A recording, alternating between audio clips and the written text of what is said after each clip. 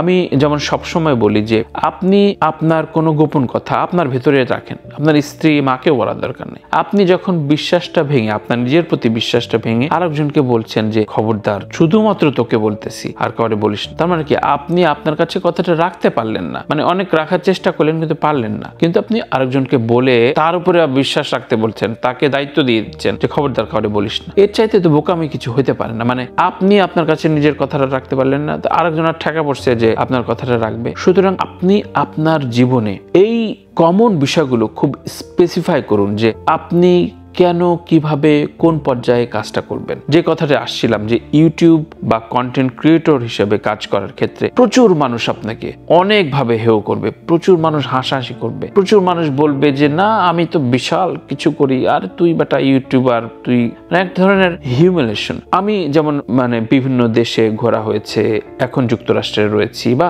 দেশে থাকতেও আমি সবসময় দেখি যে আমাদের কাজগুলোকে না একজন আরেকজনকে খুব, যে কাজে থাকবে, যে ধরো ইঞ্জিনিয়ার, ওর কাছে না পৃথিবীর অন্যান্য পেশা কেমন জানি, এরা কোনো পেশা হলো আমি শ্রেষ্ঠ। এই আমি শ্রেষ্ঠ আমিত্ব থেকে বেরিয়ে আসতে হবে।